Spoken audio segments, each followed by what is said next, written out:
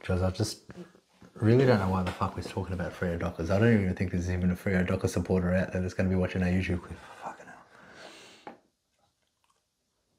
hell. Welcome back, guys, to the ultimate Supercoach podcast, Supercoach Masters. I am Geordie, and alongside is always, next to me, the Matt Zeebs. Matty Zeebs, I'm here with Geordie alongside me. We're going to be talking to you about the exciting Freo Dockers. Everyone wants to hear about the Freo Dockers. They're Supercoach relevant, maybe not. Oh, they are. They're a good team to watch. But, yeah, let's get into the Freo Dockers doing these ones. So let's talk about the big losses. Griffin Logue. Oh, tragic loss. Tragic loss. Griffin Logue. Acres. Oh, Mundy. Mundy's probably their biggest loss, so let's be honest. Yeah, Mundy is probably their biggest loss. The biggest loss is probably the Rucks. Just with Sean Darcy and Luke Jackson. And they also lost Meek. Okay. And who did they bring in to stem the bleeding? they said, well, they got rid of Blake Acres. Oh, they got rid of Lob as well. And Acres. I already said Acres. Did you? I wasn't paying attention. This is what I have to deal with. This is what we have to do. Yeah, they got rid of some. No, the big ones coming in will probably be the biggest one was Luke. Dockers! Yeah? Luke Jackson. Luke Jackson, Jordan, calm down. This is just the Docker video. If you're not really excited talking about Fremantle, I am. So what am I? We are so excited. So yeah, they got Luke Jackson that we think is going to stuff up all the Sean Darcy's tap outs and hit outs. I don't know. I think he's better than Lloyd Meek being in the team. But let's get to our first. Premos champ is surely the best Premo because we're doing different now. I'm doing the best Supercoach Premo to pick from Fremantle, and you're doing the best highest average. So I'm pretty sure it's going to be the same. I think it's going to be the same with good old Andrew Brayshaw. Andy Brayshaw is for me 2 champs, 615k. Now let's go through these last 3 years of progression. So in 2020, tell me about it. He averaged 101.3. In 2021, he averaged 107.3. Wow. And in 2022, last year, 111.8. It looks like he's trending up. What you're saying, he's going to average 117 this year? I think somewhere 715 above, I think, for Brayshaw. That is that is 130 average-ish, 125 average. You're saying 700 No, I'm saying 115-ish average. Well, anyway. What do you think? Yeah, another 6 points adding to his tally. I think he's capable. I think he's ready. I think he's arguably the best midfielder in that team. Not even arguably, it's locked by a long shot. He's definitely the best midfielder in that team. So there's no arguments there. Oh, and they also got Jago O'Meara. So they done all right. What do you think about the ins and outs for Freo? Do you think it kind of weighs up? I think Luke Jackson and O'Meara in kind of beats Lob, Acres, and that Meek going out. What do you think? I think Meek and Lob weren't really doing much. Like they just need to find some. Like Lob is a big, tall, lumbering idiot down the forward line, but I think they can. Yeah, I think they can manage without him with big stinky Tabernar. He is big and stinky. Now, he sure is. Freo's bye. Freo's bye, isn't that what rounds that one? Isn't that the busy one? It is one of no, it's not. It's the first bye. Well, that's handy. So Brayshaw's not too bad if you want to get, because there's only 4 teams on that first bye. I'm assuming it's with St Kilda, Lions, and St Kilda, Lions, Fremantle, and Sydney. So I think that's the bye he's on. I'm pretty sure. Yes, it is. So it's Brisbane, Freo, St Kilda, Sydney. So if you're looking at your team structure and you don't have that many players for some reason, you don't have Dunkley or Steele or Marshall, and you can afford to have another couple of premiums on the bye, I reckon Brayshaw is a pretty good pick. I think Fremantle in the whole is a pretty good pick if you can find some cash cows and some players that will probably stay. Probably out of all the Fremantle team, you would think that Brayshaw will be one to keep. I know a lot of people are picking Hayden Young. Do you think he'll be a top 10? Defender, he wasn't in my top 10 defender, and I don't think he is. I've heard really good things about these pre-season, but until I see them or... That's what we're going to be talking about. I don't think... Well, let's talk about the breakouts. Because for me, 500,000 plus, 508 I think he's roughly at. He has to be a kip, has to be. And if you just chuck another 50 or so K into him, you can actually get a bona fide star where you don't have to take that risk to get, Well, by saying that, who's your breakout player? Caleb Sarong.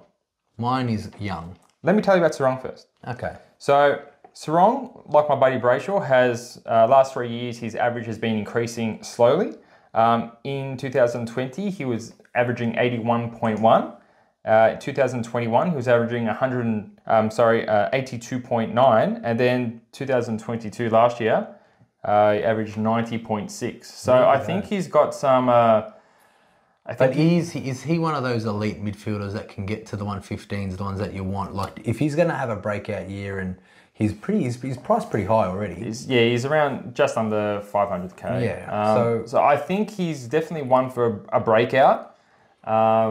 Whether he's going to be top 8 is a different story, but I think he's definitely primed for a breakout. I can't see him going lower than his current average. And, you know, those 3 years that I read out, he's, you know, only 3 years in the system. So he's only been in the AFL 3 years, and he could hit those hundreds in the 4th year, and I reckon that's what he'll do. Well, I still think he's number 2 behind Brayshaw as far as their midfield's concerned. Oh, definitely. But if you want to save 100k. If you want to save 100k in the midfield, I think we need to get the best premiums possible in the midfield, George. So if you are going to go for I don't know, $500,000, there's a couple of other options, don't you think, in the mid? There is, but he is a good pod. He has a good buy, and he's got a lot of upside. Okay, well, my big breakout player is Hayden Young. Talk to me about Youngie, because a lot of people have been considering Young. Well, look, you know, he's been, just like he's been in the year for the third system, he averaged 52 in 5 games, 76 in 8 games in 2021, and last year, you could say that could be his breakout year. He averaged a little bit more than Sarong. He averaged 92.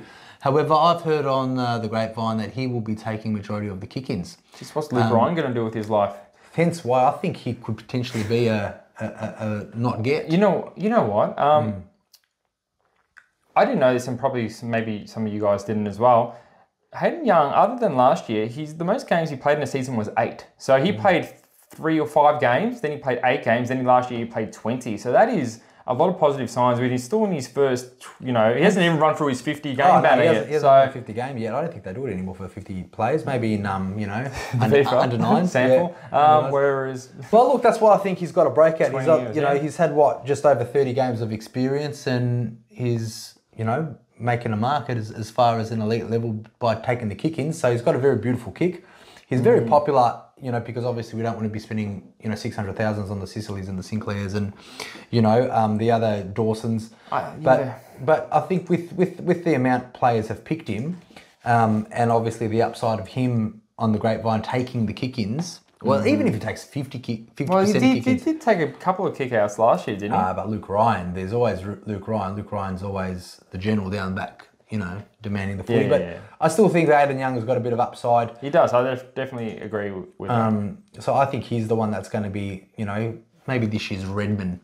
If he wasn't last year's, because he obviously he did get popular at the end. Well, he's already like more expensive than Redman. Oh, well, there you go. So he's capable. So if he's this year's Redman, then he's going back in average. Well, as in taking out more kick-ins and increasing, because Redman went from how much to how much. You know, that's what I'm saying is that I don't compare him to Redman. We didn't even know about Redman. Who cares about Redman? All right.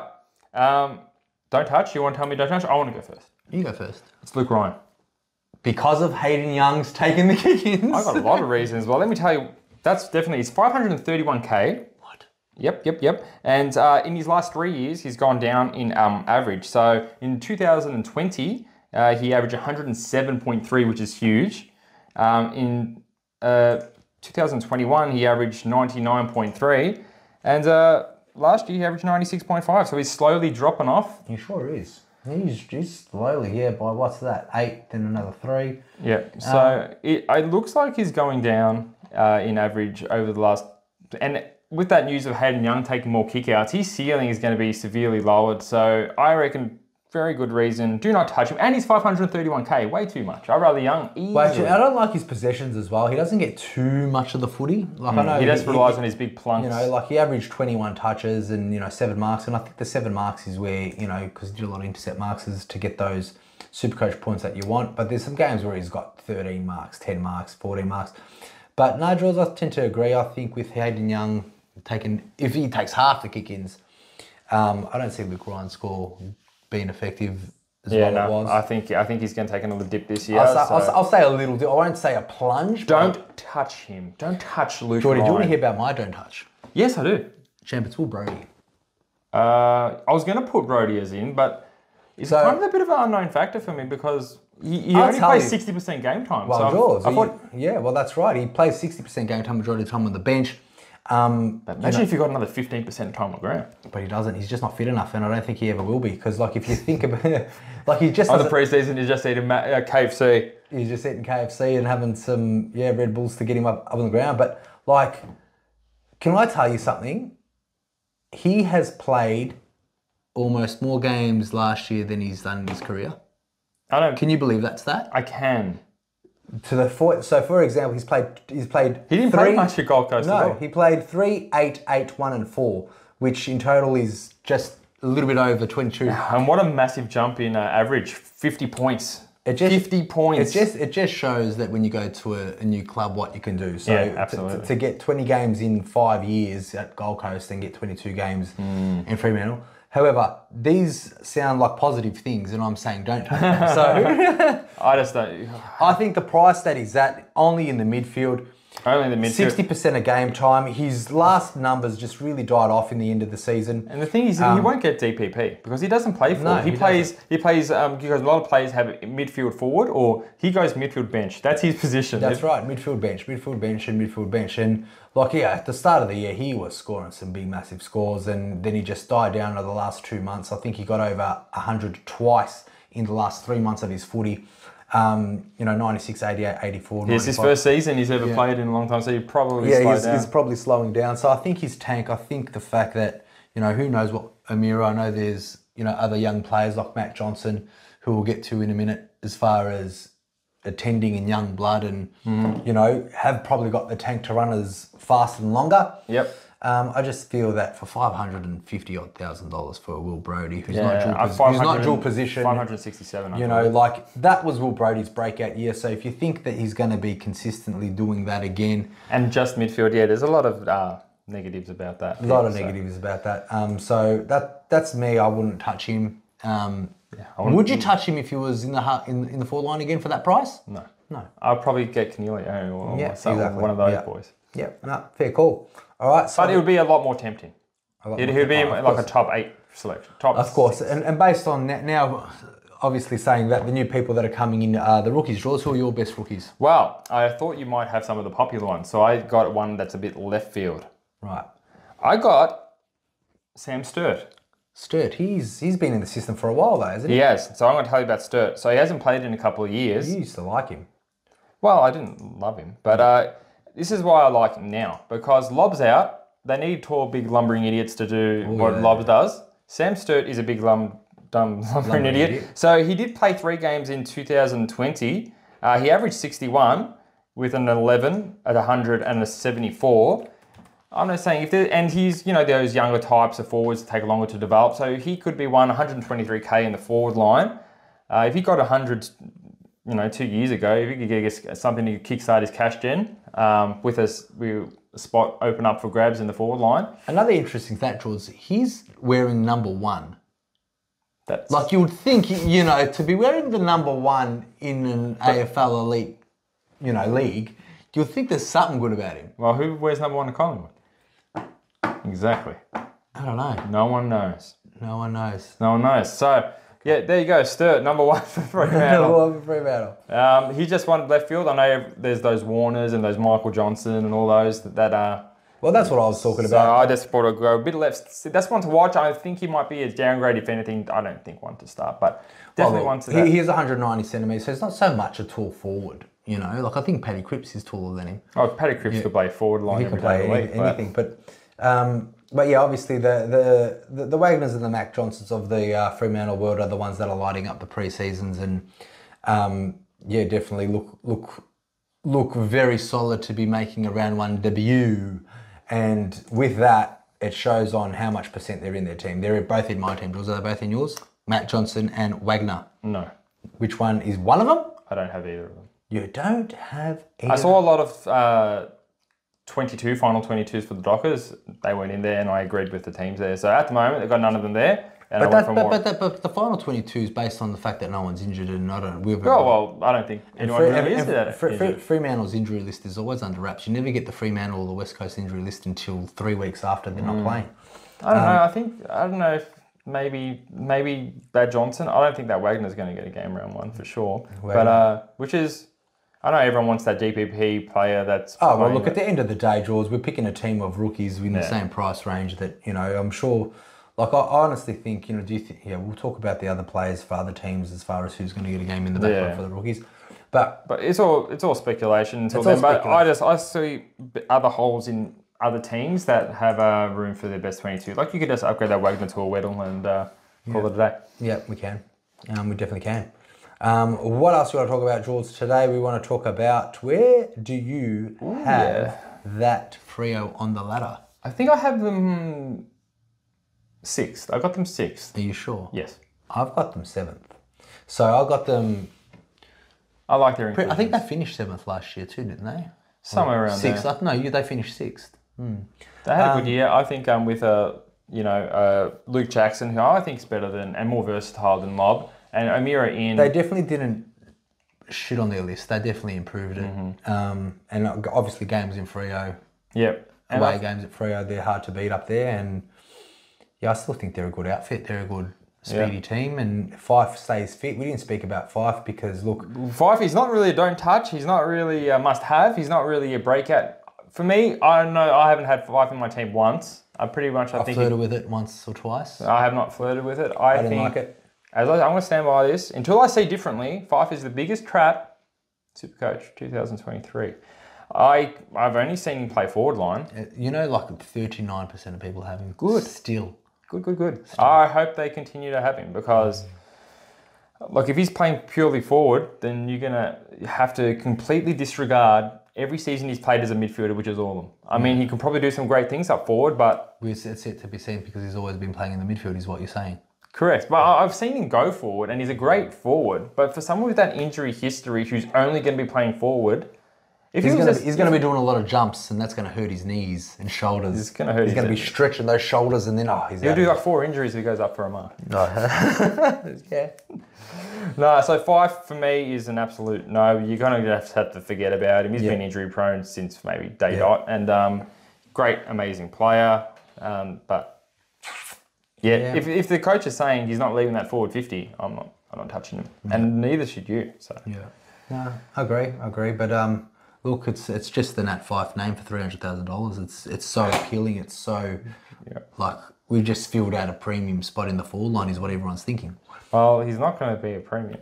He's not because he's not playing. I can't see him playing midfield. Maybe a couple of CBAs a game. How many legs do we need to break at Fremantle for Fyfe to get back in the midfield? I don't think he is. I think how many legs do we need to break? I'm pretty sure if Brody breaks his leg, O'Meara breaks his leg, and Brayshaw breaks his leg, there's going to be Sarong, Erasmus, those young kids they have. You know, like they got plenty of young guys. There'll probably be Michael Johnson and Warner getting their debuts. Yeah, fair enough. Jordan Clark jumps in there. He shouldn't jump in there, but he should be in the back line or a wing. There you go. They've also been experimenting with Ethan Hughes on a wing, but I think their go-to combo is going to be O'Driscoll. And O'Driscoll, I think he was coming out to be a big breakout last year, but obviously he slowed down. He got injured and he came back and he wasn't the same. But he was a great cash cow for all of us last year. You'd think he's in the best 22 and probably going to stake a claim. Hopefully, if he plays 22 games, he could be a good breakout too. He could. I just don't like his position. I don't like wings as a breakout. I don't think anyone likes wings as a breakout. Yeah, especially at his price, not a rookie price. But there you have it. That's the Freo Dockers Champions. That's the Freo Dockers. Guys, look, if you've tuned in for the Freo Dockers, if you've made it to this point, man, you must really love us. And I love thank you. I love you. Because talking about Freo Dockers. I mean, the Supercoach part of it is quite exciting and relevant. It's just, I don't know any Freo Dockers supporters.